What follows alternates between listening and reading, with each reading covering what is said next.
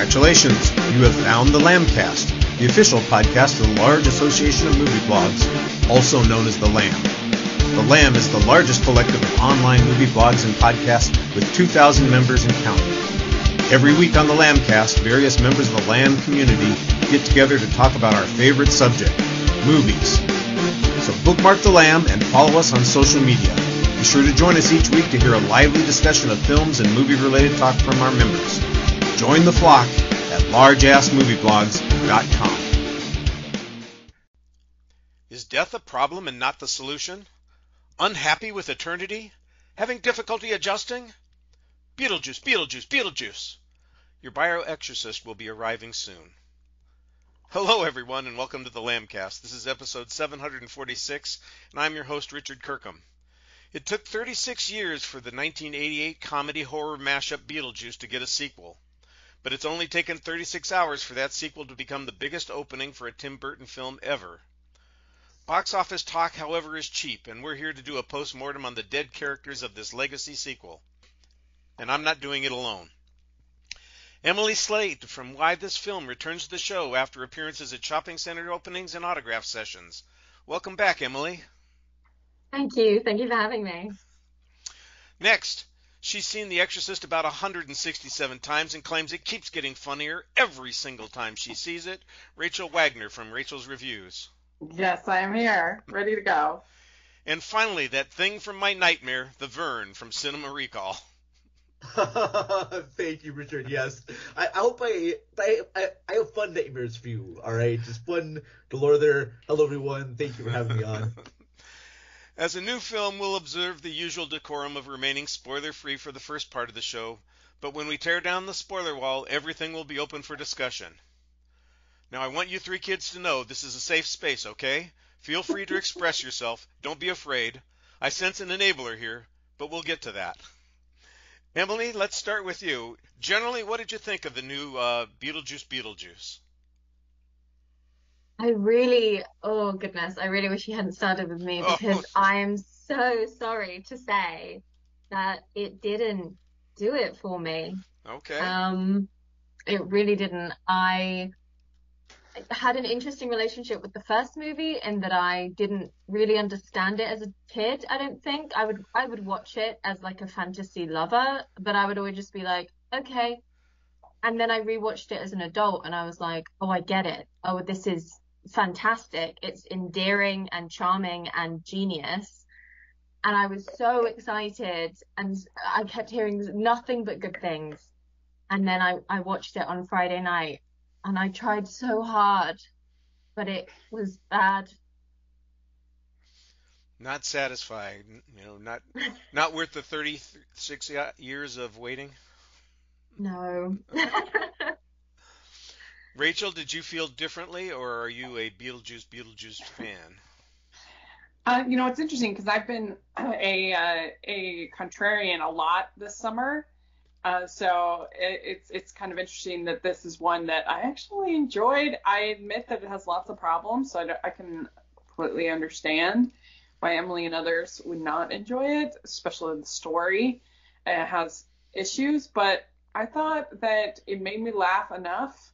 And it had enough sort of charming moments, and it had I think it actually kind of dived into some interesting themes that gave it a little bit of heart, the relationship between a mother and a daughter, the different ways that people grieve and process that, and so that was pretty effective. Like I said, there's definitely things like the Monica Bellucci character just was completely unnecessary. Mm-hmm. I guess I don't know if she's Tim Burton's wife or girlfriend or whatever, but it's like, okay, that makes sense because she was completely unnecessary in this movie. It was bizarre. But yeah, overall, it was fun enough. I had a good time. Vern, what did you think? See, I disagree, Rachel.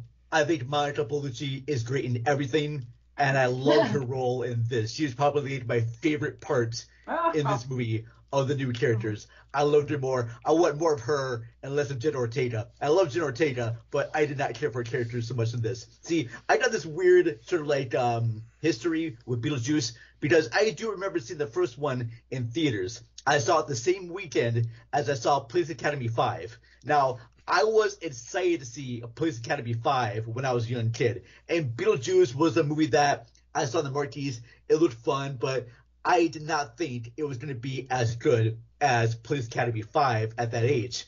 I was wrong. Beetlejuice was amazing, and I remember going back to see it in theaters multiple times when it was out that year. When it came to video, I watched it like a bunch of times, so I was a huge Beetlejuice fan. And I even loved the cartoon as well. And I really love a lot of aspects in this new sequel. Michael Keaton and Catherine O'Hara are great. It's like they step back into their roles without even leaving. They are just perfect. I think Catherine O'Hara is even funnier than Michael Keaton. But Michael Keaton is also doing a really good job with this. I think Winona Ryder's good. And I do like the new characters. My biggest issue with this movie is the script because it introduces all these great conflicts, but it resolves them much too quick. And they don't spend a lot of time with these characters. And I wish they would have done more of that, especially with these new characters. So I like the set designs and the makeups. I like the use of animation of this. Like, it has this stop motion quality that you've seen in like The Nightmare Before Christmas, that type of thing. But it's just the way the story is told, maybe not like it. And at the end, I almost hated this movie at that third act right there. But yeah, it's good. It has the ability to be great because there's a lot of great things in it, but overall it's just fine. And that's okay. You know, movies don't have to be amazing or great, but yeah, it was good. I don't know, Richard, what did you think? Well, thank you for asking, because I always feel a little awkward introducing my own opinions. And you've given me the nice segue there, which I appreciate. I was surprised how much I liked the film. I expected it would be fine. The original was one that I had never had a deep relationship with. I saw it when it came out. It was not a staple at our house. The kids, I think, saw it a couple of times, but it was not one of the ones that we revisited on a regular basis. And so over the years, it kind of faded into the background, and I never thought it was essential or necessary to have a sequel. So when it was announced, I thought, well, that'll be interesting, I guess. I wasn't particularly anxious to see it. But as it got closer, people seemed to be interested in the movie, and it's exciting, I think, when we get the chance to have Michael Keaton return to something he's enthusiastic about. So I was happy to slip out and see the movie on Friday, and I was a little worried, frankly, the first 15-20 minutes, because I could see that they were hitting the notes, but they were just a little bit out of tune, not quite making the right song for me. And then about 10-15 minutes into the movie, I think there was a point at which the Michael Keaton character goes full on into what he has been doing before, and I'm trying to remember what my turning point was, and I suddenly started enjoying a lot of things. The visual references got me laughing regularly because there were a bunch of cute bits of business. I think maybe I'm a sucker for the stop motion animation and the shark attack, because that got me going too, and I just laughed at that. And when that happened, I started getting in the mood to enjoy the film. And the rest of the film, there were several set pieces. Each one of them provoked laughter for me. Now, the script is maybe a little problematic, and I understand completely why it seemed like Monica Bellucci's character was superfluous. I think that there were a couple of other characters that were also a little unnecessary. We'll get into that in some detail in just a minute. But I like the look of the film. I laughed a lot more than I was expecting to. There was one sequence that Vern and I have already had a little interaction online about it, and we're going to have different opinions about that sequence because I found it very much in the mood of the film, And to me, it worked better than the sequence that appeared in the original that it's miming. But we'll get to that in just a minute. Okay. All right. Fair enough. But different themes there. Love it. Love it. All right. It's so sorry. Go ahead. No, not a problem. No, I was just going to say it's so interesting how you weren't on board for the first 10, 15 minutes and then it switched, because I almost had the opposite. That opening shot where you sort of see the silhouette of someone, and I was like, oh my goodness, this is going to be fabulous. And then the introduction of a character, I was like, this feels like it's going to be really cool. I'm so ready. And then it just gradually lost me as it kept going, and it culminates in the scene that you just referenced of me being like, for goodness sake. So that's really interesting. We have the opposite experience. Yeah, that. People do have very divergent reactions to things, and I find that strange all the time, because I see something and I say, how could somebody not appreciate this the way I do? And the answer is that people have different perspectives, things that they're looking for, buttons that get pushed, emotions that they react to. So it's a little hard to figure. It should say that I didn't think Monica Bellucci was bad. I just don't think they did anything with her character. Yeah. Like the story just went nowhere. She was just kind of. Well, let's kind of start with her character, because I think all of us agree that it's underdone, and whether or not she could be excised from the film is one question, but whether or not she adds anything to the film, that I think is really the bigger question, because I don't think she adds anything to the film. You know what she adds to this?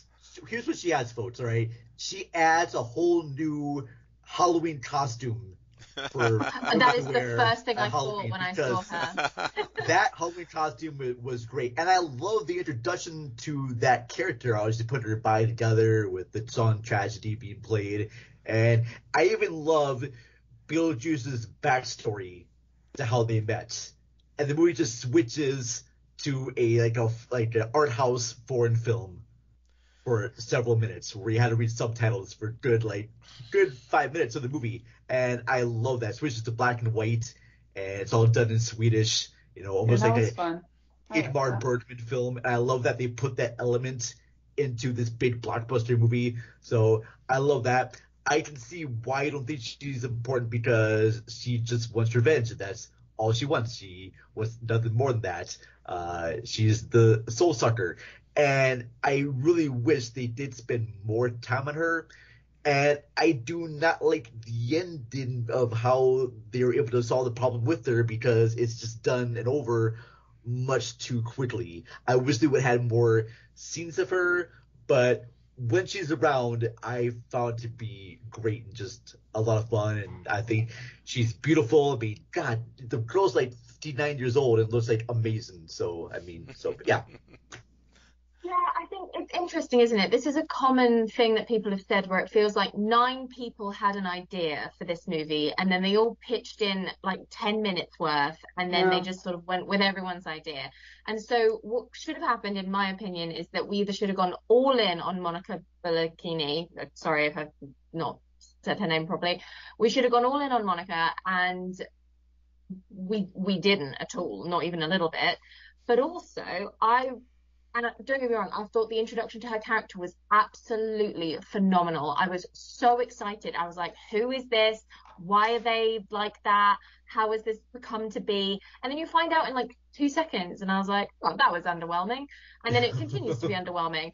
And also, actually, remember how thrilled everyone was that Heath Ledger's Joker never actually gave us any form of backstory, especially coming off the back of Jack Nicholson's intense backstory in all the Batmen. Do we care about Beetlejuice's history? Do we care where he came from and why he's the way he is? No. But I don't think that they were really trying to humanize him, make him seem like a good person. He was always the demon, and that's the only time when the backstory is cringe to me, is when it's we're trying to, Disney does this all the time, of we're trying to make our villain seem like a good person. I mean, we've got the whole Mufasa movie coming. It's going to be terrible. But that's a good point. And so this didn't really bug me too much, because he was always a demon. He was always vulgar, and It I was was. actually very concerned going into it that they weren't going to learn the lesson from the first movie, and they were going to overuse Beetlejuice, because in the first movie he's barely in it actually, and that's smart. And in this one, I was actually pretty pleased that they didn't do that. He's not in it that much. Yeah, No, I think I've read story's- ahead of time. He's in it for like 16 minutes, and in the first one he was in it for like 14 minutes, and it was a very conscious decision by both Keaton and Burton. You're right. This is the thing. There are so many things that I'm sort of taking for granted as a given. I'm like, well, of course they would do that, because then I would actually find Tim Burton and like hurt him. And I'm not respecting the movie for that. Like, you know, as you've all previously said as well, the aesthetic, the set pieces, the practical effects, all of these things are so wonderful. But I'm also sat here in a place where I'm like, well, yes, Tim, like, of course you should do that. Now also write me a good story. Well, and it is true that Tim Burton has lowered the bar on my expectations so much in the last 15 years that, that like I do feel like anything that I enjoy at all from him is a win. I mean, it's been a long time since I've liked any of his movies. And this is such a return to Tim Burton. This reminds me of Tim Burton, like his earlier days too. And it did make a good point about that too, Rachel, that the focus is not so much on Beetlejuice, because when I heard about the sequel, I was worried that they were going to make this into more of the cartoon, where it was Winona Ryder's character and Beetlejuice doing adventures together. And I'm glad it was that. Musical. I'm glad it's more of like, I love the musical. Yeah, the Broadway musical, Beetlejuice is the protagonist. Like, he's the lead character. And so I was, and I enjoyed it. But I was a little concerned that they were going to do that for this, and I just don't think that would work as well. And I think the fact too is focused more on Winona Ryder and her daughter, and just like in the first one, where it's about the Gina Davis and Alex Baldwin was focused on those characters. Like the fact that the sequel was more focused on the daughter and the mother, and it's kind of a cool thing to have the daughter not believe in ghosts, but the mother does, and you're able to find a connection there throughout the storyline. I thought that was very good. The only character that I did not like in this, I thought it was just there but didn't need to be there, was Justin Theroux's characters. Oh yeah, I mean, it's kind of funny. I laughed a little bit, but yeah, I think that oh shoot, I just lost my train of thought. But yeah, I agree that he was a bit hit and miss. And I love William Dafoe. I love William Dafoe, but I don't know about his cop character. He was great, but I feel like that character should have been in something different. I don't know. I don't understand what he's trying to find. The Monica Bellucci character, I don't understand his role in that, the whole cop thing. I know he was a cop on a TV show, and now he's a cop in the underworld there. That's the thing that like a lot of movies in the past like knew how to use villains right and use them just enough.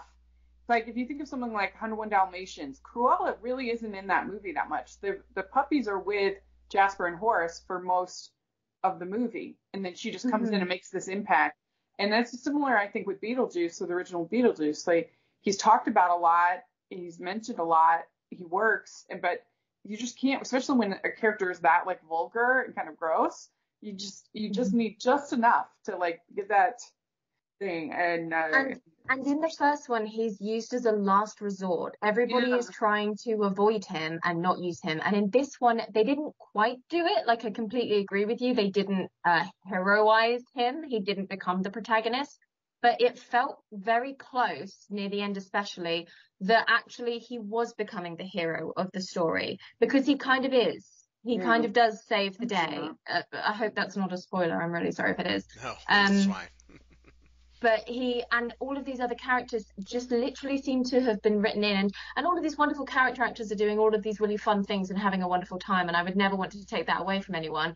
But it does feel like they were written in order for the other characters to do something. So they end up there, and they end up in that situation, and they end up in that scenario. And it's like, if you just took the script back into the writer's room for like 4 more weeks, you could have written a way that focused way more on the mother-daughter relationship and got rid of all of these side characters and got these characters into these scenarios without having to utilize another person, and therefore not ever being able to flesh them out properly, because thank God they were still sticking to their 1 hour 44-minute runtime, which I was so thankful for. I was so worried we were going to have a 2.5 hour Beetlejuice. Yeah, that's all fair. I mean, but the problem is definitely the script. I'm just looking on here that it looks like there were like 7 writers, so like, and you can feel it. Oh, jeez. I do feel a little lucky that we didn't get Beetlejuice Goes Hawaiian. So I don't know. I read about that this morning, and I was a bit like, you know what? I could get on board with that, because it's about streamlining it. What's wonderful about the first one is it's Gina Davis and Alec Baldwin navigating the afterlife, and sad that they never got to have a child, and then they got to have a child and cohabit with these people that were alive. And I totally get it. I can't begrudge it, but the sort of way they talk about why those 2 characters aren't in this movie, the one line we get to sort of explain why they're not in this movie, I was like, yeah, there wasn't much R.I.P. there. to this wonderful cinematic characters. Like, it was very funny though how they dealt with Jeffrey Jones. I guess that would be spoilers, but I did think it was very clever. That was a good part right there. I do like that. Yeah. Well, let's organize this discussion a little bit, and let's just check off characters for a minute so that we can figure out both whether or not we thought they were needed, whether or not what they did in the film was entertaining whatsoever, and also maybe talk a little bit about whether or not there was a good choice made. For example, the Maitlands and Jeffrey Jones being in the film or not being in the film. We've already talked about Monica Bellucci's character a little bit.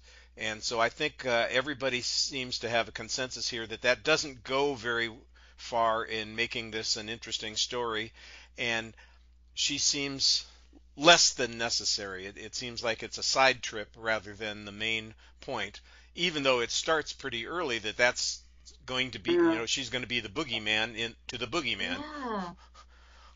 Yeah. I loved the analysis that your first impression was this is going to be a great Halloween costume.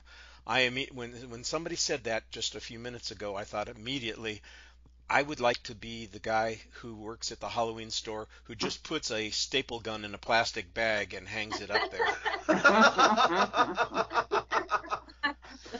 And sells that as the costume. I will say this though, after watching her in this, if they ever do like a new Addams Family movie, oh yeah, she's Morticia right away. Just saying that right now. Monica Bellucci is Morticia. I don't know if they never need to remake that movie at all, but if they did, put her in there. But yeah, and because she had such a strong introduction, and the moment that she's on screen, she's powerful. I wish they would have written her character a little bit better, because I really liked her. I want to see Monica Bellucci in more movies, so I'm hoping that she'll be put into like more things, and I'm hoping that other writers will write better things for her. I had fun with her character. This is the thing as well. I would love to see her actually be able to act in something, because in this she's just like exactly the same as she was in Dracula, where she just sort of floats around looking hot and being vaguely threatening, and then that's it. And that's such a shame, because I'm like, give us some meaty something to do. And I really thought we were going to have a real confrontation or something, or she'd get to use her crazily frightening ability that she has, like, actually on anyone that we care about. And yet, and we'll get to more of the spoilers there too, but that's my biggest issue with this movie, is that you have this great villain, and then at the end there's no conflict or big battle sequence or something going on with that character. I wanted there to be something more that ended, but then even that though too, there's also like another villain that's also quickly dispatched really fast, and I thought that character had a great story as well too, and we'll get more into that in our spoilers. We seem to be at the point where we could move to another character, and I thought the Willem Dafoe character was the one that was most easily cut out of the film. I like the way he's visualized. When he turns and his profile reveals that he's maybe had an incident that involves some road rash. I thought the makeup design was fun there, but the exaggerated actor who's kind of caught up in this character that he plays and living out the existence that he had in the afterlife, that could have been a thing that would have, if they'd spent more time on it, been interesting and fun, but it just seems like it's, again, something that's going to be in the background that gives us something to occasionally cut to, so that we don't have to have Beetlejuice in the story all the time. We can have Beetlejuice being pursued or watched or discussed as a subject by people who are not the living but are the dead. It's like they didn't have Juno, so they had to get somebody else from the afterlife civil service to be involved in the process. So Richard, I'm confused here. So what was his purpose? I couldn't in tell the story you. of this movie? I couldn't tell you. Does anyone know? Like, is he trying to find the soul sucker Monica Bellucci's character? That seems to be it. He's apparently believes that he is some kind of authority enforcing the rules of the afterlife, and Monica Bellucci's character Dolores violates those rules. But also later on, when they have a living person invade the afterlife, that violates the rules, so he's going after that as well, which is how Beetlejuice becomes his target in addition to Dolores. So they both turn into his target. But that, like I said, just feels like it's layered on to add something. Everything about him was wonderful, and I thoroughly enjoyed it, but just not in this movie. We didn't need him one bit, and even within characters, they're getting too messy and chaotic. He had an assistant who would consistently hand him a cup of coffee, and it was a great running gag. And then halfway through the movie, there's like a second assistant all of a sudden as well. And it's like, why have you introduced another character? Like, what are you doing, Tim? They had a javelin on the set, and they needed to use it. Literally. Yeah, I guess I looked at him as almost more like a cameo, just in there for purely the laughs. He was just in there for the jokes. Whereas I felt like Monica's character was more of like an actual character with a plot that kind of went nowhere. I don't know. To me, there's like a kind of a difference of just like a purely gag character that's just barely in the movie, being someone like her who is supposed to have a story. And I get that, but I guess my argument would be like, make that somebody we care about, and like make Catherine O'Hara's role even bigger. Give another character that time and energy. Like Jenna Ortega didn't have to be playing Jenna Ortega. She could have been playing a fun character, do you know what I mean? Like, it just feels like have someone actually related to the story at hand, not random Willem Dafoe sort of playing his character in American Psycho, but not. Yeah, I mean, that's fair. The script was definitely not perfect, that's for sure. The other I'm so character. hung up on it. So sorry, guys. It's all right. The other character that I want to make mention of is, what's her name? Astrid Dietz' boyfriend, Jeremy, played by Arthur Conte. I thought he had a really kind of good story with that. Yeah. Yes, and this, by the way, is on the brink of spoilerhood, so I do want to be a little careful with it. That. I'm going to be very vague with it, though, but I do like the relationship that Jenna Ortega's character has with that person, and there's a lot of twist things that happen with that. I thought that was very well established, but then it's just kind of thrown out at the end, and they could have established that character to be a little bit more. I know they wanted Monica Bellucci to be like a bigger character, but I think they should focus more on that person more. Yeah. Well, one thing I thought that was really effective is the needle drops. I thought the songs yes, were really funny whenever it used music, and we'll get more in that spoilers. But I see. I liked it more when they used just one artist, used all Harry Belafonte songs in the original, And I kind of wish they would have done it with this one. Just pick one artist and their songs. I did not find the needle drops to work so well in this one because it's such a different vibe in the first one, because you have this horror comedy ghost story with these calypso songs by Harry Belafonte. It shouldn't work, but it does work. And I felt here in the sequel, we were just trying to find songs that fit this more. And I did not like the fact they wanted to find artists, bands that, I guess fit the vibe of it's this. I think it does fit the vibe. I think the vibe is chaotic and random, and I think that's what all the needle drops were. So I think it actually reflects it quite well. Whereas there is a consistency in the first one where it's Alex Baldwin's character has that tape player and plays the tapes of that artist, and that's why he's the soundtrack. Whereas in this one, it's just like, hey, free for all, let's go. Well, it's not just a free for all. They're funny. looking for something that fits with the incidents that they're putting those songs in, and I think that there two in particular work well. The Bee Gees Tragedy one, I think, is a good moment because there's that spot fair. in the song when there's a kind of a popping thunder sound, which is exactly what happens when the character of Dolores kind of, I would say, comes to life or is restored, and it's electrified, so to speak. And I thought it fit very well with that. And then like I said, I want to save some things for the spoiler wall in just a second. But the substitute for the possession scene, I think, fits the situation a lot more than what we had in the first film. I understand in the first film that it's a connection to what Alec Baldwin's character had on the tape, but this one seemed like it was connected to what was happening in the story at the moment. The wedding cake, for instance, and people enjoying it in its situation.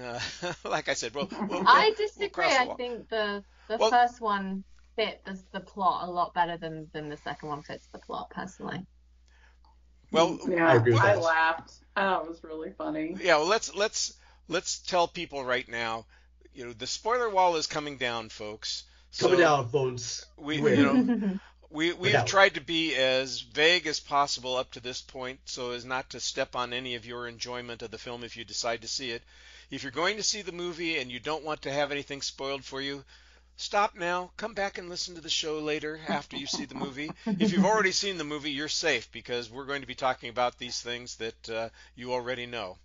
So I think both Emily and Vern have an objection to the MacArthur Park song and the way it's used. Okay, I'm sorry, but every time I hear MacArthur Park, I automatically think of Weird Al's version, Jurassic Park, because that was the first version of that song I ever heard was Jurassic Park. I had no idea that there was MacArthur Park. I thought that Weird Al wrote Jurassic Park, and I found out later that was a parody song. So yeah, it's such a weird song that I thought it was really funny. I was like, I did not expect them to be leaning into MacArthur Park, and especially with the giant cake and everything, and someone left a cake out in the rain. In the rain, yeah. And there it is. I don't know this song, so I don't know if there's the bit in the middle that like cuts where it's a bit more actiony, and that's when Willem Dafoe is coming in through the graveyard, and I didn't know if that was how the song goes or if they were splicing it with something else. And it just reminded me of the climax of Shrek 2 and how majestic and well put together that is through the use of a song. And I was like, oh, right, this is I came into this thinking we're never going to get a dining room table scene again because that was iconic. It was of the moment. It was whatever. We've had the song. Like, we're not going to. And then they started doing it. And I was like, oh, no, I feel like they felt they really ought to do it. And everything about it was just a little bit off for me. I mean, as you just said, Vern, it lasted my entire life. Like, it was so long.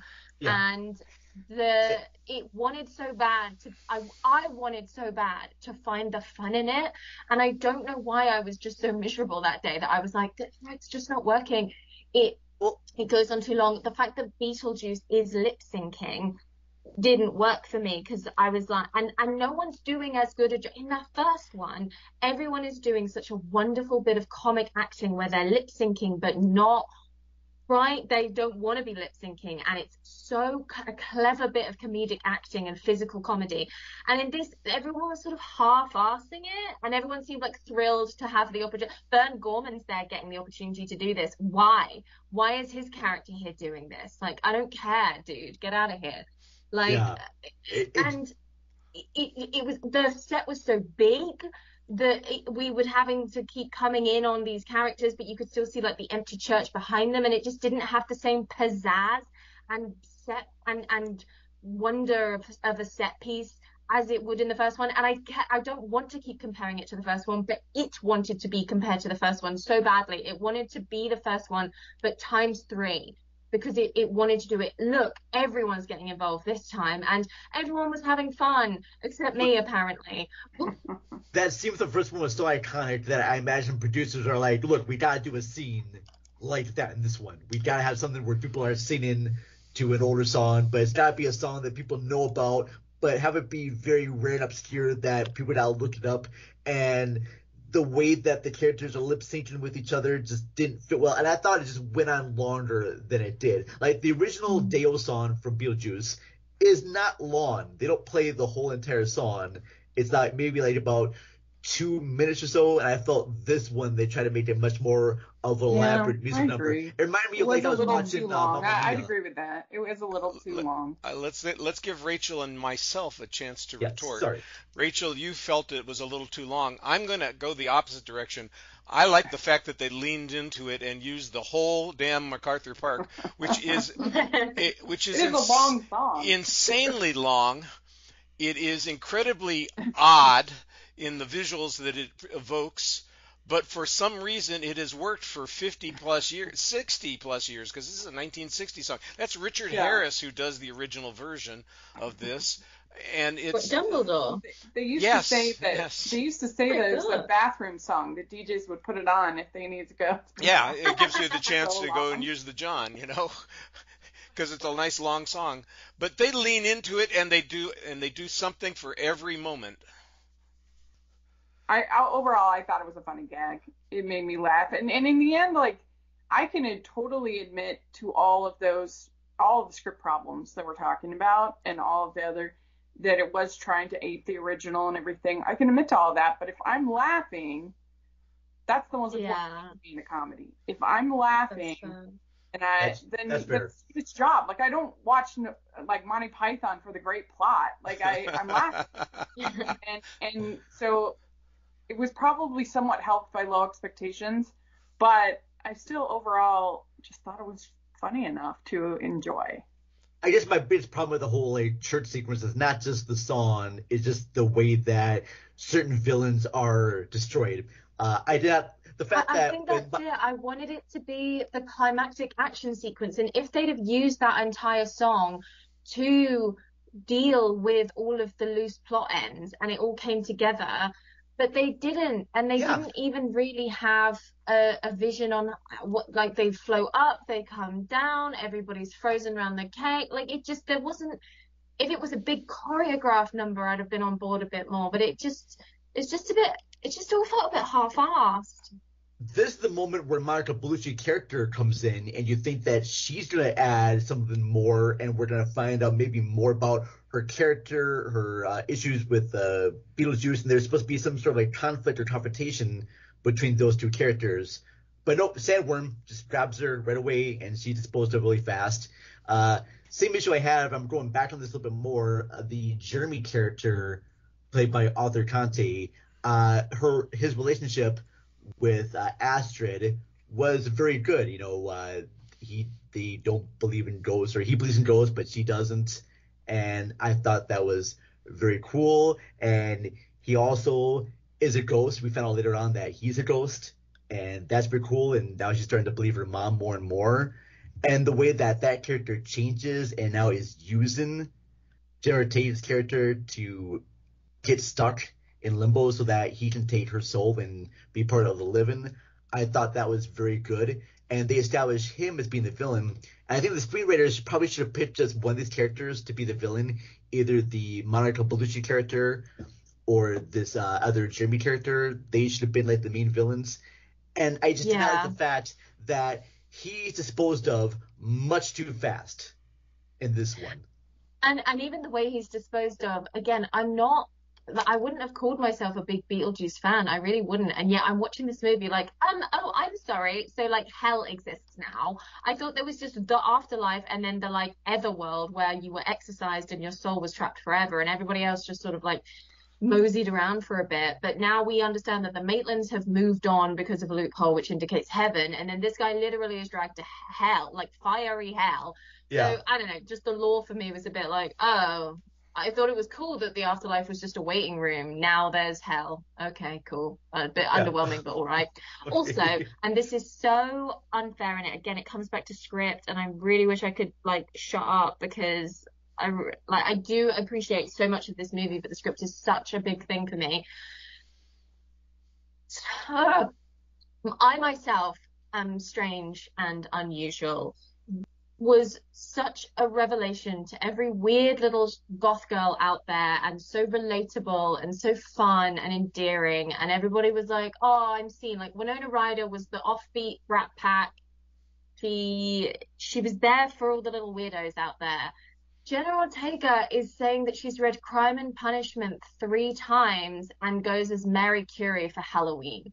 Who relates to that? How is that a relatable little girl for people? And for them to have their little romance of like 2 little pick-me's, I immediately, and maybe I've seen, like, I don't know, I'm sure all of you were on board as well, but I was like, oh, he'll be a ghost. He'll be a ghost. The second he said my parents won't notice the fence, I was like, oh, they're all dead. That's why they're all dead. Didn't see the rest of the twist coming and like was excited that he was going to be dead because I was like, that's giving me so much opportunity for this mother-daughter storyline. But it doesn't even, I don't think it ties into the mother-daughter storyline really, because the resolution to that is so poor and weak, and I just wanted more. I really wanted the opportunity for them to, it would have been so cool if Lydia was genuinely dealing with the trauma from her childhood, which I thought was going to happen when she was getting the flashbacks of Beetlejuice. And I know you mentioned earlier that like it does deal with how different people grieve and how different people have trauma, and it sort of goes into that. But I guess I just wanted more. Like, I'm just being so unfair to this movie because I'm just here like, well, my criticism is that I wouldn't have written it that way. But it was just all these little things on top of each other that I found quite frustrating. You made some good points there, Emily. Yeah, I can totally see that well too. And I wish they would have spent more time, with the mother and daughter together, finding things out. I mean, it's great that the daughter finds out that ghosts are real, but I still like the way that it was handled.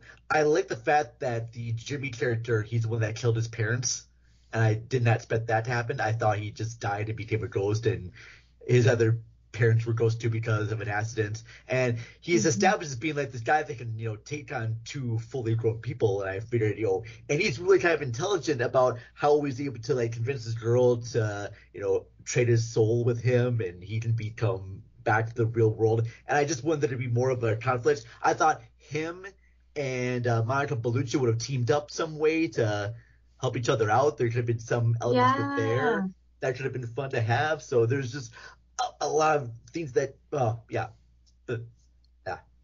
don't know.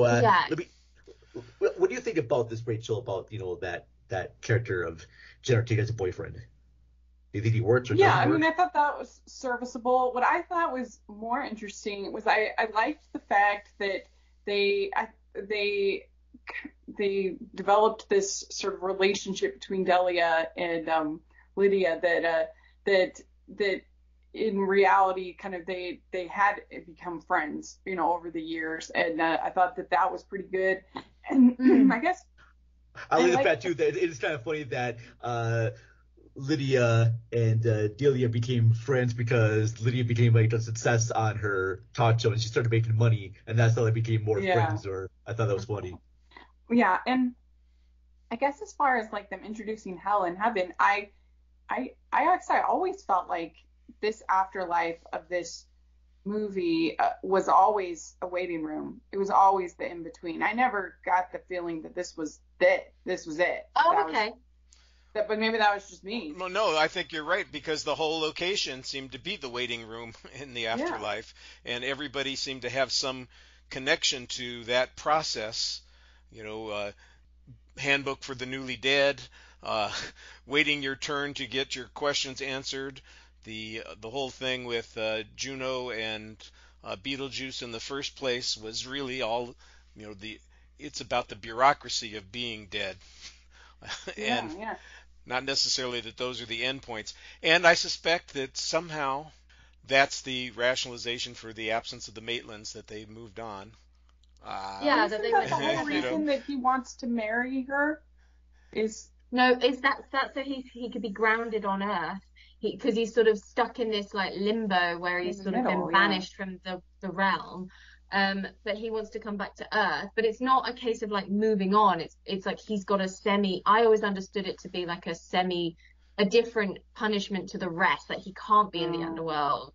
Because as soon as he gets eaten by the sandworm, he's back in the waiting room at the end of the movie. And he begins this movie in the waiting room. He's just made his own little office in there, which I really think they should have left the reveal of Beetlejuice's character to more of a thing. Like, wait until the Justin Theroux character says his name 3 times before we meet him in this movie. Make it more of a gasp reveal. Yes. Oh, such fun, here he comes again. But instead he's on screen within like 2 minutes, like, hey everyone, it's me, Beetlejuice, and you're like, oh, okay, that was a bit anticlimactic. You're totally right. When they actually do go with both Winona Ryder and Justin Theroux go into the world, that's when they should have made Beetlejuice, and that would have been just much more fun. Yeah. Well, I thought when she sees her dad again, that was a real nice moment, because if you think of just especially as a teenager, if you'd lost your dad. And she didn't really even get to say goodbye because he was in Brazil or wherever. And so to get a chance to say goodbye to her dad, I thought was a really sweet moment. And it would be easy to be resentful, especially if your mom sees ghosts and she can't see her dad. Which is never explained. Which I was frustrated by. I really thought we were going to get a line where it's like, we sort of did. He was like, oh, I was always there, you just couldn't see me. And I'm like, not good enough, my boy. Like, come on, man. Well, I thought the setup was going to be that he wasn't really dead, and that's why she couldn't see him. That's what I thought. Oh, that would be good. But then he was dead, and I was like, right. shit. The second she was like, Dad, I was like, oh, okay, he is dead then. So why can't we see him? Be like and in then a it's coma never or explained. something? And I couldn't understand what happened to him. Because she also had this line where she was like, well, your dad and I weren't on good talking grounds before he died. Like, we were having problems before he died. Like, she really wanted to evade the subject because, I don't know, maybe they were on the verge of separation is the indication that I got. So I was like, maybe they did just separate and got divorced, and she lied and said he died, because we didn't know anything about the character of the dad. We're only hearing it through the daughter, who could be completely wrong about everything. And I thought maybe he was a bad guy, because she does seem to fall into these codependent relationships, because we're seeing this new boyfriend is an absolute jerk. But no, actually it turns out that Lydia Dietz kept the same haircut from when she was 14, married the best man ever, who just so happened to die. Loved his aesthetic, by the way. Loved his afterlife aesthetic with all the little wiggling piranhas. Big fan of that. Here and there, yes. Nothing comes of it. Why can't she see you? And why? That's never explained. Why so does? frustrating. You don't understand here. Why does there need to be a father in the first place? Like, why does he need to be in this at all? Make her a stepmom. I mean, what's wrong with Lydia having like a one-night stand? There's nothing wrong with Lydia having a one-night stand and having a daughter, and he's just never talked about it again. But they can be single mothers raising kids and be fine. And the focus should have been more on the fact that this daughter of Lydia does not believe in ghosts. But I get that part has to be there about the dad and the drama. But all of these choices, why put in that bit where, oh look, she's bullied by the other girls because she's an environmental freak, which plays into nothing about her character beyond it being like, oh look, she cares about the environment because her dad cared about the environment. So it's not even something that she wants to do. She's only doing it because of her dad. like everything is just so weak. It's like first draft vibes. It's so frustrating. And this whole movie can be summed up when they land in the desert, which is so iconic. And she goes, "Oh, look, it's Saturn. We must be on one of its moons." Hannah, why? What in the midichlorians is happening here? I feel like we have to explain everything so intently. I don't know what the desert is. Like, just be on it and have fun and make that sandworm look a little shittier. Because, sorry, I didn't know if I was allowed to swear that. But, like, it's too CGI. I almost kind of wish that this movie did what Gremlins 2 did. And sort of like poke holes on everything that was maybe wrong with the first one about the afterlife and about the waiting room, about the fact that there's heaven and hell. Just do something like that, something much more wacky and crazy. There are some elements. I like the fact, too, where you see all the characters in the background and how the way they died. There's a guy that died from, like, eating too many hot dogs. I thought was great. Yes, love that. I love the Bobs. A lot of good The jokes. Bobs The Soul was great. Train. I thought the Soul Train was brilliant. There you go. Oh, Soul Train was epic. That was an awesome segment, and that was another one of those set pieces that when it showed up, I started laughing immediately. And when Don Cornelius kind of leans out and calls out for the Soul Train, I thought I was going to bust a gut, because once again, they hit a good note. They've connected with something that people should be able to identify with, get a laugh from, and then they utilize it pretty well. You know, everybody's kind of dancing there on the platform waiting for the train to take off, and I'm just going, you know what? If you're going to go through the afterlife and you got to wait for the train, you might as well be dancing on the subway platform. Yeah, Gosh, that's funny. That. But yeah, sorry, I just really briefly wanted to look back to, because now we were allowed to talk about the boyfriend character. I loved when he thinks he's got his passport stamped, so he thinks he's won, but of course it's Beetlejuice that stamped it, and the stamp says "shit out of luck." Sorry, I swore again, which I think is so funny. I genuinely laughed so loud at that, and I want them to market that. I want to buy that stamp. But it makes him the hero. And he's the hero in the first one, but then he's immediately not, because he saves the Maitlands, but then he's like, cool, now we got to get married, babes, which is dreadful. And there's a brilliant song in the musical that goes into it even more that's so great. But in this, he's just the hero.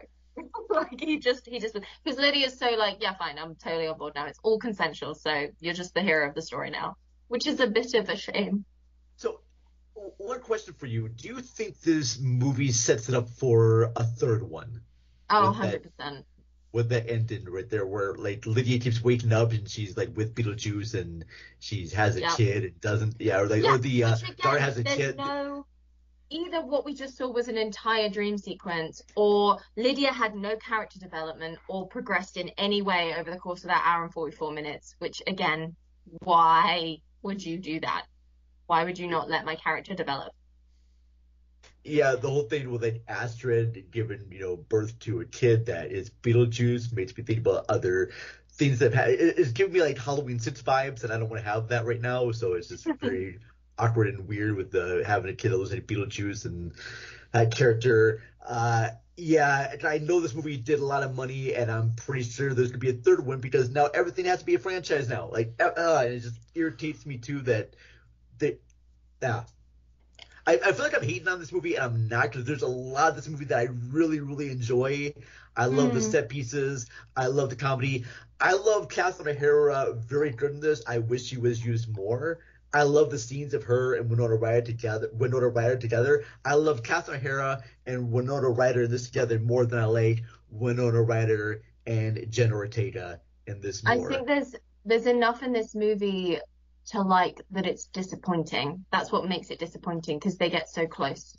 Yes, that is a good point, Emily. Yeah, I'm listening to your thoughts about this, but okay, that makes a lot of sense when you talk about. I guess I went into it expecting to not really like much of anything, so maybe that too is nothing with Secret of Happiness in Life is low expectations. Because Burton has been so disappointing, and most of these long-awaited comic sequels have been so bad. And so I don't know. I was like, that was a lot better than I expected. Yeah. Well, I think you said it. Completely understandable. You said it earlier. Sometimes we don't necessarily need the film to be entirely successful if it succeeds at the one thing that it's supposed to do, and that's make us laugh. And there are several sequences in the movie where where I laughed at least, and sometimes I laughed a lot harder and longer than I expected to. Yeah. I was, just as the comparison again, let's go back to that the musical sequences. I was amused at the use of Deo in the original film, and I laughed, but I don't remember laughing the whole time. I just thought that's a funny idea. I laughed the whole time, and part of it is because the song is so full of diverse stupidity in its images, and they kind of bouncing around with Richard Harris doing the voices, and then other people actually miming the voices. It was I just laughed a lot more consistently. The Soul Train sequence made me laugh. Whether or not it makes sense, whether or not it's the way everything works, it doesn't matter. Just the fact that they've got the twist on the name Soul Train, that they then use the iconic image of Don Cornelius, Don Cornelius, yeah, as a punchline in the film. That was great. I'm still not sure how it is that Charles can speak when the top half of him is missing. Yeah. It's the I'm just kind of funny. funny. I like that he spurted blood every time he Yes. spoke as well, and That was funny. but do you know what? Again, though, that and this is. It does not pass the backdoor test. This movie doesn't pass the backdoor test. Please point out if I've got that wrong, but I don't think it does, because for the amount of women in this movie, everybody is paired up with a man, and Catherine O'Hara is just obsessed with getting back with Shark Boy. Jenna Ortega is desperate to go swap bodies with her boyfriend. Winona Ryder's agreeing to get married to Justin Theroux when she doesn't want to. Like, it's all about the men in their lives, and that's so disappointing as well for what I thought was going to be such a fun sequel with really fascinating female characters that were offbeat, kooky, edgy, Tim Burton back to form, and yet it's all just about everybody hooking up, and that's a shame. I mean, if you think of something like, if you think of other long-awaited comedy sequels, like Zoolander 2, for example, this thing is way better than something like that. And I mean, I don't know. It's tough, but I thought I had enough laughs. And I don't, maybe I'm wrong there, but I really thought that Catherine O'Hara and Yeah, she was really Ryder, funny. don't they have a conversation about other than the marriage? But I thought they had more of a conversation about the they might career. have a conversation about the daughter or something. Right. But in my head, I need to see it again to like really confirm that. But in my head, they would be talking about the boyfriend or the husband to be, or the dead husband, or Beetlejuice, or do you know what I mean? Like, it always just felt like the conversations were around men. Right. As it should be. Fair. Just kidding. I'm kidding. Sorry. Well, one of the characters that got mentioned briefly that I think probably we could have lived without was Rory. The whole idea that there's something going on there is suggested, and then it turns out that there's not really some plot that he's doing. He's just trying to take advantage of the situation that he's in. To me, there's a chance for a parallel development of a story where there's some subterfuge going on that involves Lydia and Rory, and that he deserves to get eaten by a sandworm at the end. As it was, I thought, well, yeah, he's a jerk, but I'm not exactly sure that the resolution that the soul sucker gets is the same one that he ought to be getting. It just felt a little excessive. We could have lived without him at all, or him not as the boyfriend but as the producer, and just that. Yeah.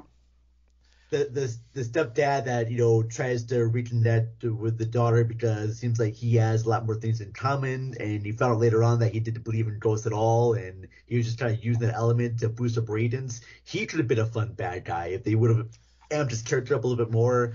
But then you add in the Monica Bellucci as Dolores Ortega. Now she's our main villain, and then we have Jen Ortega's boyfriend Jimmy as the other Jeremy. Jeremy is the other bad character. So you got 3 villains.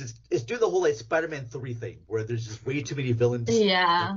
They need to focus on just one who's our main bad guy. Focus more on the plot about the mother and daughter reconnecting. That would have been a big thing. And Beetlejuice is there as a little side character that is there to help out, but he's still doing his own thing. Like Beetlejuice is out for himself. He doesn't care about anyone else. He's just out there to. But he's not in this. He's obsessed with Winona Ryder. The movie opens with him reminiscing about Winona Ryder, which is utterly insane. Like, surely he's forgotten about her by now. Japan rules.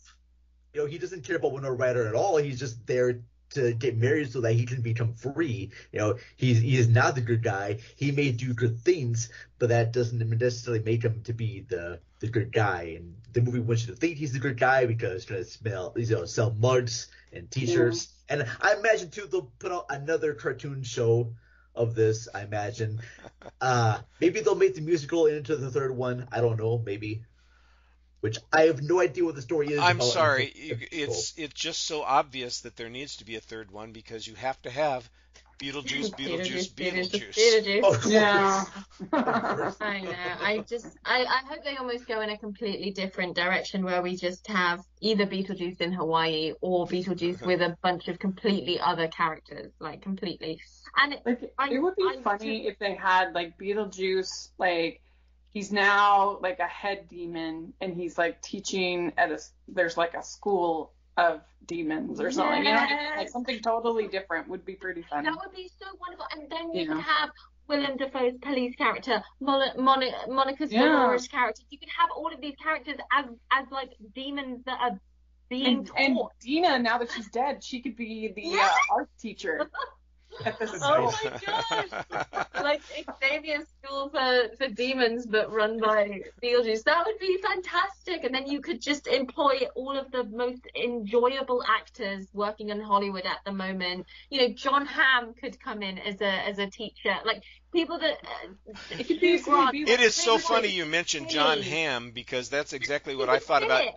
I thought about Justin Theroux, and I said, "Oh, he's the poor man's John Hamm." You know, he really is. I didn't find it funny at all. That's a genius idea.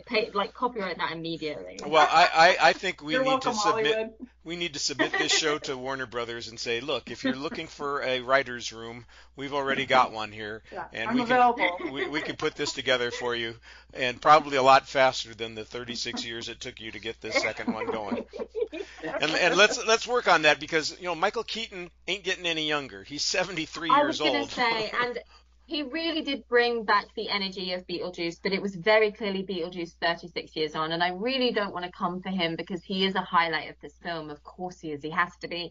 But you could tell that it's not fair. I watched the first movie and then I immediately went out to the cinema and watched the second movie. So the comparison was very close on my mind.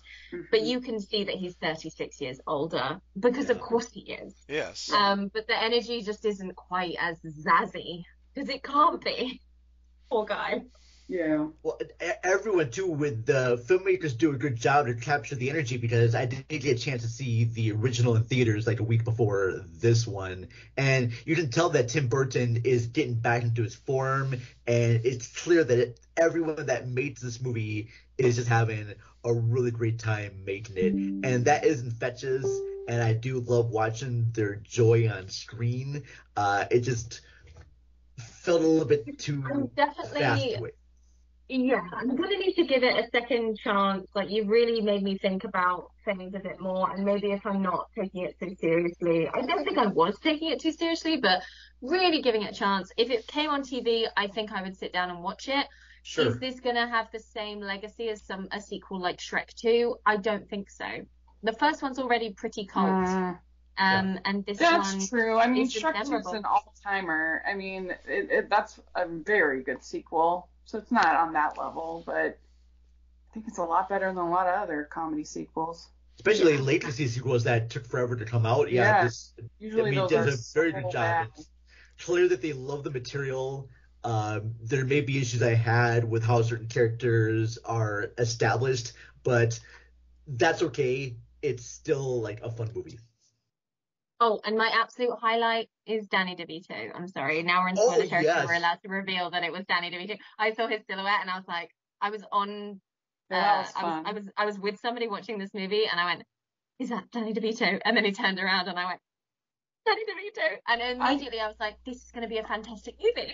Yep. I do appreciate that they kept it more practical in feel, at least, than I expected. It did not feel like, okay, they're all just in front of a green screen. Yep. They're all it had, for the most part, it had that feel of the first one, which I appreciated. Live sets and actual like real makeup on people, I thought was actually getting see that. I mean, calling Atwood to do the costumes is always a win. Yeah.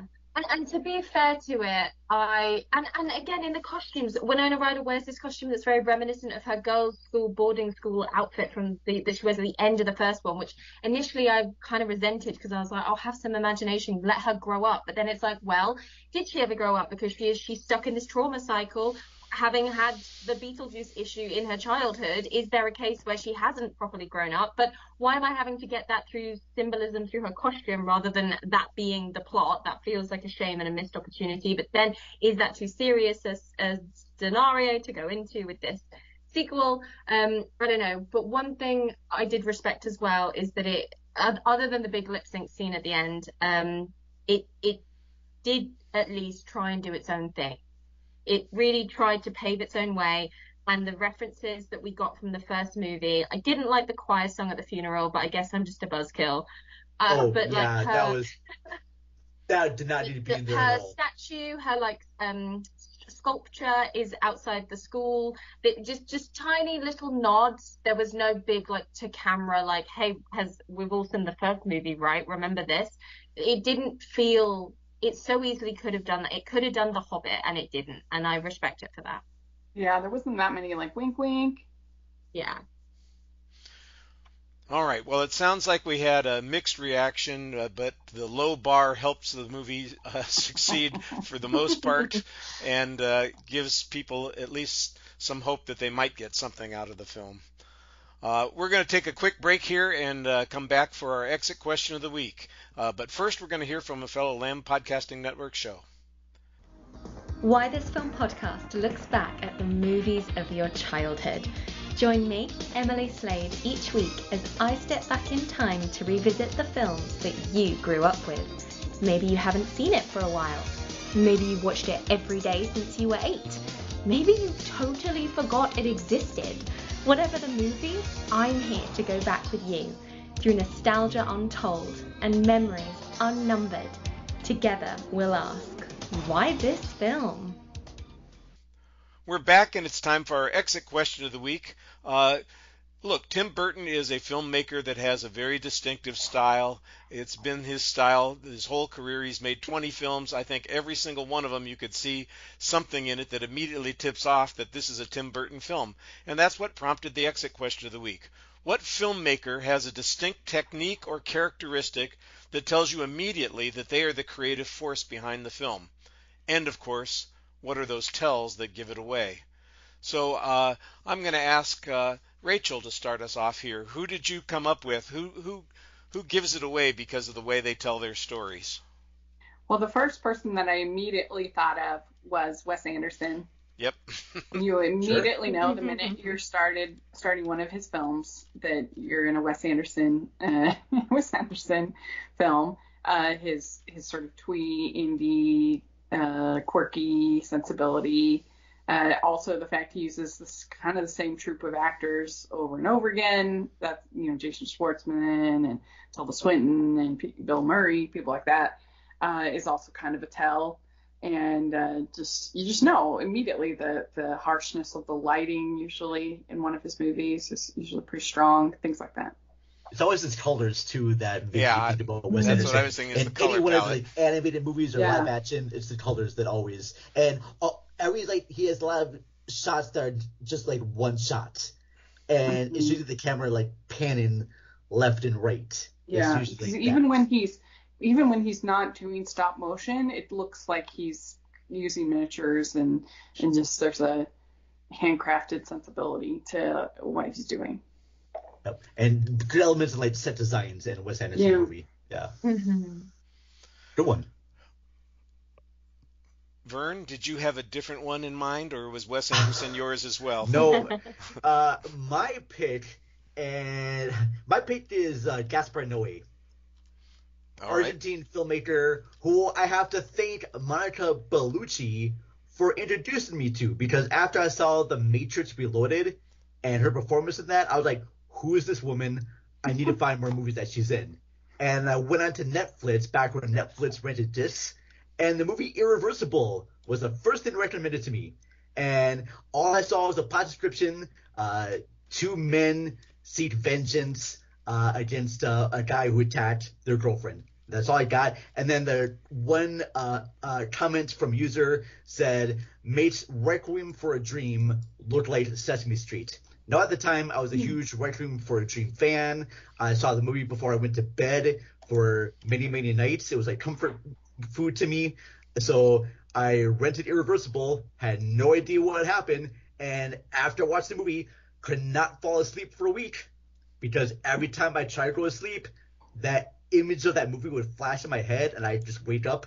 So any filmmaker that does not make me want to sleep for a week, I gotta find out what more he does. And he has like disjointed camera movement where the camera like moves all around, and low grade sounds and flashing neon lights, and usually disturbing subject matter happens in his films too. They're all very well acted. They leave you a sense of like nauseum, and yeah, I just like it.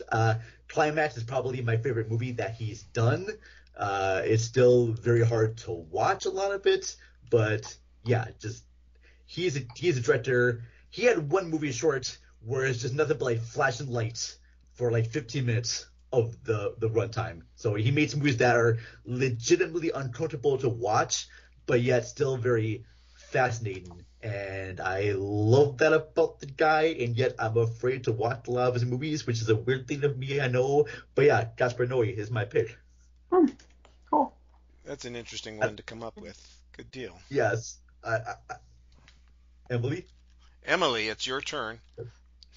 Yes. I'm gonna go with Sofia Coppola. Ooh. It's her. that sort of.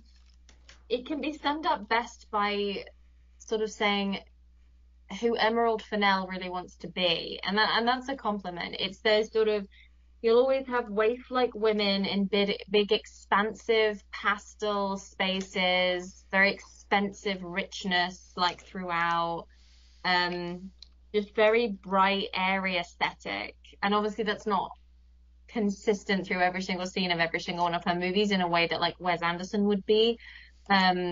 But generally, I think if I were to walk into a room and there'd be sort of a big, expansive, waif-like woman on stage with like billowing curtains, I'd probably be like, oh, is that Sofia Coppola? Yeah.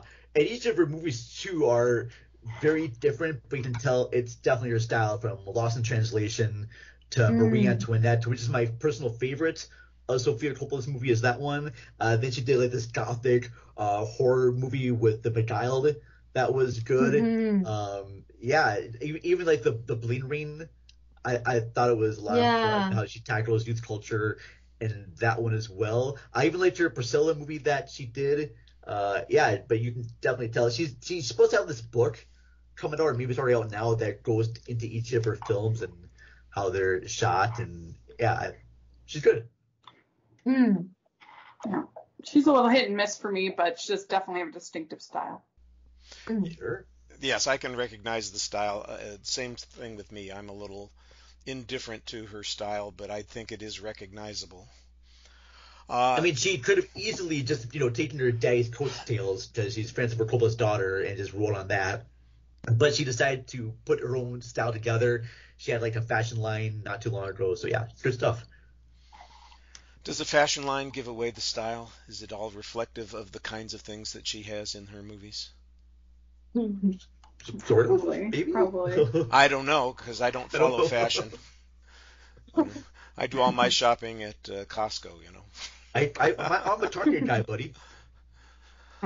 All right. Well, my filmmaker is pretty straightforward. It's easy to pick out. He's been much imitated by hundreds of other filmmakers, but I don't think that anybody could mistake a film that he made for something that was made by somebody else, and that's Sergio Leone.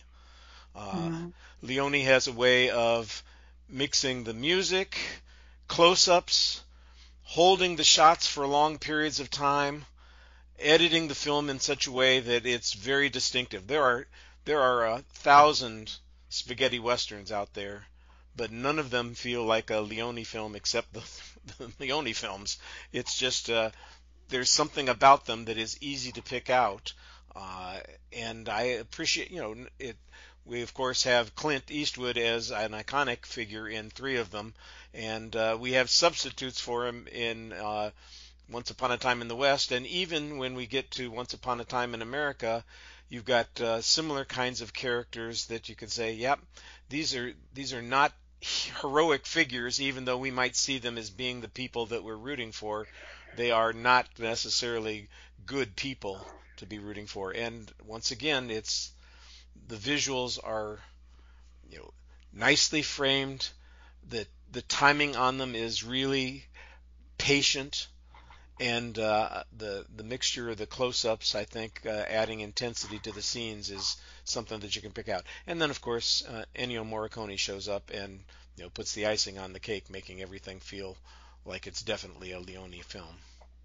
So, really quickly, Richard, what is your favorite Sergio Leone film? Once Upon a Time in the West. All right. Which is frankly my favorite Western. Oh, very cool. And then, Rachel, what is your favorite Wes Anderson film? Well, I'm a big animation person, so Fantastic Mr. Fox is my favorite. Nice. That's a good one. I love that one. And then, Emily, what is your favorite Sofia Coppola movie? Oh, it's got to be Lost in Translation. I watch it every year. Oh, perfect. All right. And you said Climax was your favorite, right? Climax is my favorite. That's by Noe. But that's the weird thing. They're all disturbing to watch. They're not movies you watch to enjoy. They're movies you watch to sort of like experience it. And that's, yeah. Well, I think we've experienced it a little bit by listening to you talk about it. I'm not sure I can put up with a short film where there's just epileptics. Oh no, that was no. I know that's not Climax. I know. That's a short film. Yeah. I'm just saying, all the epileptics out there are saying I can't put up with a Gaspar Noé film. The opening credits of Enter the Void are all just like flashing lights and freaking like weird imagery. Look up the credits for Enter the Void opening credits, and you'll see what I mean. Yeah. Well, should we say what our favorite Burton film is? Sure. That's not a bad exit question also. So everybody should have a favorite here. And since you came up with that question, Rachel, or that comment, we're going to let you start. I think you got to say Ed Wood. It's really great. Second that one. Love Ed Wood. That's his best. Oh, no, guys, it's Batman Returns. Come on. Oh, that's also good. He's the only other sequel, which is kind of interesting. Yeah, that's probably his best sequel is Batman Returns. I like Batman Returns of all of the Batman movies. Batman Returns is like my favorite. Yeah, it's the best Batman movie, it's the best Christmas movie, it's the best Michelle Pfeiffer movie. Like it wins. I think Vern was on that discussion when we had it as the movie of the month for December a decade ago. Yes, still stand by that one. That and Eyes Wide Shut are like my 2 favorite Christmas movies. I watch Eyes Wide Shut and Batman Returns back to back every year. Well, I think Ed Wood is his best film. I think maybe the one that I love the most is Frankenweenie. I like that one. That'll be up there for me I as the well. short or the animated movie? Both.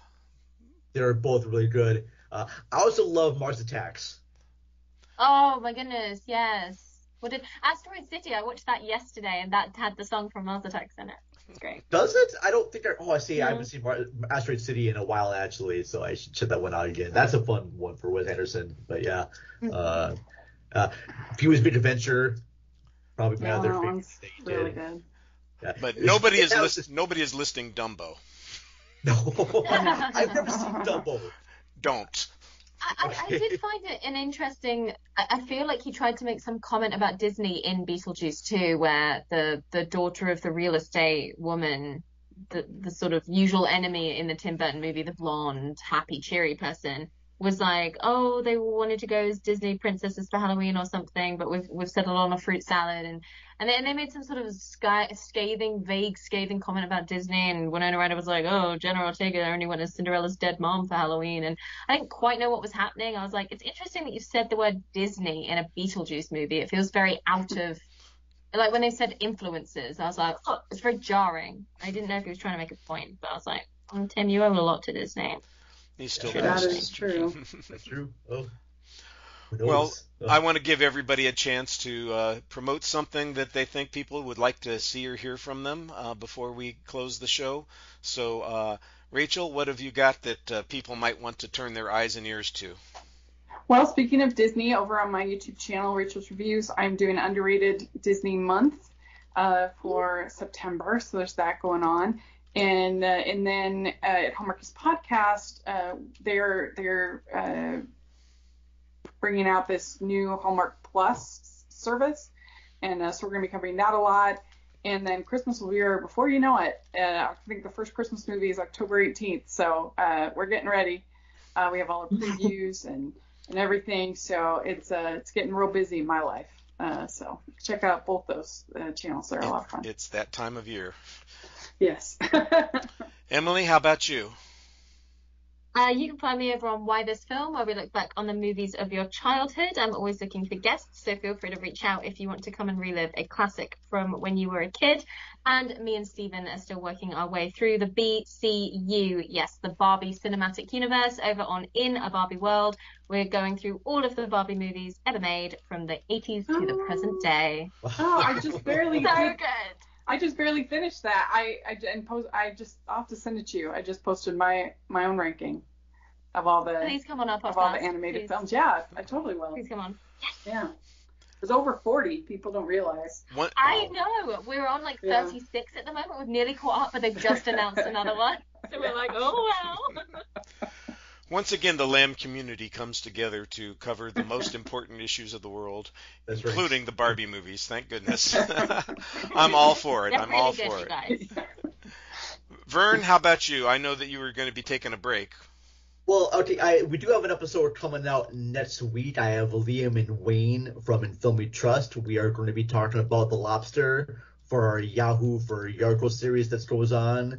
And then I've got upcoming episodes with Becca from R_View Movies talking about Psycho and the other movies that it influenced there. I've got more things coming up. I'm going to be starting a new podcast with Jason Soto from Rabbit Hole Podcast very, very shortly. And it is called The Rotten Truth, where we will look at movies that had low ratings on Rotten Tomatoes and find out, is it really as bad as everyone says it is? So, yeah, look for that. That should be coming to a Rabbit Hole Podcast, hopefully, like, next month. That sounds like fun. I know that they don't have enough podcasts there on the Rabbit Hole part. No, they don't. They need more. That's right. And on my site, as usual, we're just covering whatever happens to be in theaters and I get a chance to see on the big screen. I finished up the Paramount Summer Film Series here in Austin, Texas. We had What's Up, Doc closed out the summer series on Sunday night, and Robert Rodriguez presented it. It's one of his family's favorite films, and he brings his family to the screening, and he has great stories about Peter Bogdanovich, so that was nice. And of course, a theater full of 800 people watching What's Up, Doc is just wonderful because everybody is laughing their ass off. Jealous. Good movie. I just saw that for the first time like a few months ago, and it's a classic. It's great. It's so funny because I know that I saw it back in the 70s on television, and I barely remembered it. The most times I've seen it 4 times, 3 times I've seen it on the big screen, and that's in the last 5 years. And it's a great experience every time. So. You also, Richard, got to see Josie and the Pussycats on the big screen, the best movie ever made, and I will always be envious of you for that. Join the army. Yeah, no, that was fun too. Like I said, we had a great summer of films at the Paramount Theater, and We've got Panic at the Paramount coming up in October, so we'll be loading that up when it gets here. Until then, it'll just be me at the movie theater covering whatever I happen to be eating popcorn while I'm watching. All right, I want to thank everybody once again for joining us for this episode of the Lambcast. We look forward to talking to you all again soon. Just remember, if you need us, say it out loud. Lambcast, Lambcast, Lambcast. Bye, everybody.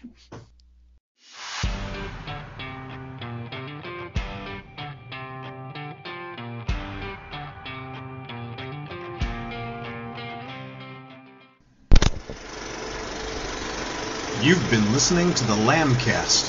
If you have an idea for a show or would like to join us on the Lambcast, contact us at largeassmovieblogs.com. Be careful, it could go off for no reason. Emily, I will definitely want to contact you later on about being on your show, and I'd love to have you on our show as well. I don't know much about Barbie movies, so I don't know if I'll be a good guest. But I'll come on there. I'll talk about Barbie movies. Why not? But yeah. Well, no, I'm so excited. Goodness, cannot stress enough how good the Barbie movies are. I'm not just saying that. They are genuinely amazing movies. I just really admire them because they tried way harder than they needed to, and I admire that. Definitely, they could have just cashed in and just done any old thing because people would have watched them. Yeah, but they really think about it. They've got orchestras, and they've got original songs, and they've got themes, character developments, cool ideas. They've got Brie Larson, incredibly complex. One of them. Yeah. The songs are amazing. They're so good. The Fairytopia lore is really complicated. I cannot wait for the episode now with Rachel on your show now. Representation as well. Yeah. And I know nothing about Barbie at all. Right. I'm interested to watch this later. Yeah, we'll definitely be in touch, Emily, for sure. Oh, that'd yeah, be great. 100%. Okay. And yes, please someone why this film. Just give me 3 movies that you loved as a kid. Okay. Pick one. This is all ending up in the outtakes, by the way, folks, because I love the conversation. I'm looking forward to it. Yeah, I think the Care Bear movie spoiled it for all those toy-based films, and probably Barbie has elevated it and raised the bar for everybody.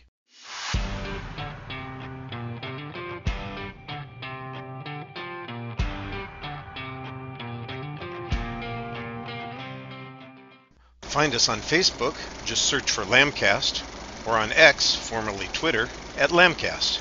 And you can find us on YouTube as well. The Lamb site can be found at largeassmovieblogs.com. We'd also love it if you would leave a review on iTunes.